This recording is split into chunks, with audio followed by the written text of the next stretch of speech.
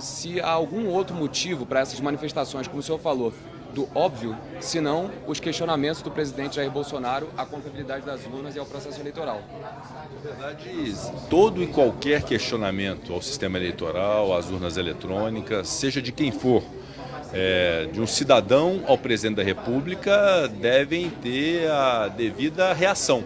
E é isso que a sociedade tem feito através de manifestações, de cartas, de afirmações.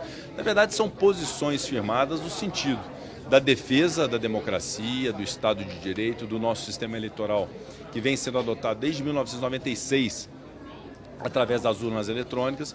Portanto, eu considero manifestações muito bem-vindas, muito importantes de serem feitas.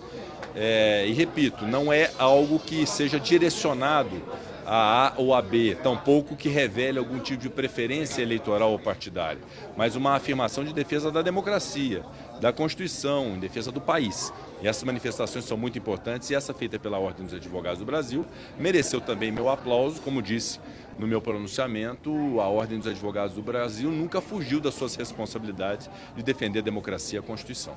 Mas nesse tema, o senhor avalia que há uma instrumentalização política pelo presidente Jair Bolsonaro das Forças Armadas nos questionamentos que o Ministério da Defesa faz ao TSE nessa insistência para ter uma participação além da que houve historicamente nas eleições? Eu quero enaltecer aqui o absoluto compromisso das Forças Armadas com o cumprimento da Constituição, o meu respeito às Forças Armadas. São instituições muito maduras, importantes para o Brasil, muito bem avaliadas e bem aceitas pela sociedade brasileira. E, evidentemente, o compromisso das Forças Armadas haverá de ser com a democracia, com a Constituição, com o nosso sistema eleitoral. E esses questionamentos havidos numa comissão de transparência, eles devem ser simplesmente respondidos por aqueles que têm condição de responder. E a quem cabe o processo eleitoral no Brasil é a Justiça Eleitoral, é o Tribunal Superior Eleitoral que cuida das eleições, diferentemente do Poder Legislativo, do Poder Executivo, que tem membros disputando as eleições. O Judiciário tem a obrigação de dirimir os conflitos, de cuidar do sistema eleitoral, e isso se faz através do Tribunal Superior Eleitoral. A participação da sociedade civil é muito bem-vinda, a título de sugestões, a título de participação, mesmo em ideias e iniciativas, mas a responsabilidade única pela afirmação de como deve ser o sistema eleitoral é da Justiça Eleitoral, do Tribunal Superior Eleitoral. Então, eu considero que isso é muito claro, muito pacífico, e eu acredito que essa será, enfim, a realidade do Brasil, que terá no dia 2 de outubro uma eleição pelo sistema eletrônico de votação, gerida pelo Tribunal Superior Eleitoral e com o resultado fidedigno das urnas do que é a vontade popular. E esse resultado haverá de ser respeitado por todos no Brasil. O senhor anunciou recentemente a decisão de deixar para depois do primeiro turno das eleições a sabatina das autoridades indicadas ao STJ.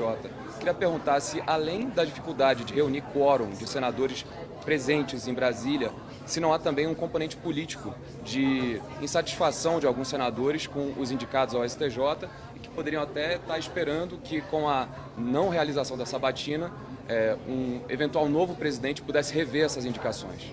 Não há motivação exclusiva para que não houvesse a sabatina, seja das indicações do STJ, sejam outras indicações pendentes. De fato, é o período eleitoral que dificulta a mobilização de um quórum presencial, porque esse tipo de votação e apreciação deve ser feita presencialmente pelas comissões e pelo plenário. Então não há outro motivo que não seja, de fato, deixar para depois das eleições, quando nós então faremos um esforço concentrado com a presença física dos senadores para apreciar todas as autoridades pendentes. Essa semana, presidente, já há uma definição da pauta para a sessão de terça e quarta-feira? Essa semana nós temos uma prioridade que são as medidas provisórias pendentes de apreciação. A Câmara dos Deputados ainda não deliberou sobre essas medidas provisórias, então é provável que nós aguardemos a Câmara dos Deputados deliberar sobre as medidas provisórias para que possamos fazer uma sessão para apreciá-las e também para apreciar proposições legislativas. Há uma pauta da bancada feminina que eu gostaria de preservar para quarta-feira, então nós teríamos, a princípio, o cancelamento da sessão de terça-feira, remetendo essa sessão para o momento oportuno para apreciação de medidas provisórias, tão logo a Câmara delibere. E na quarta-feira, os projetos de interesse da bancada feminina, que é um compromisso com esta deliberação.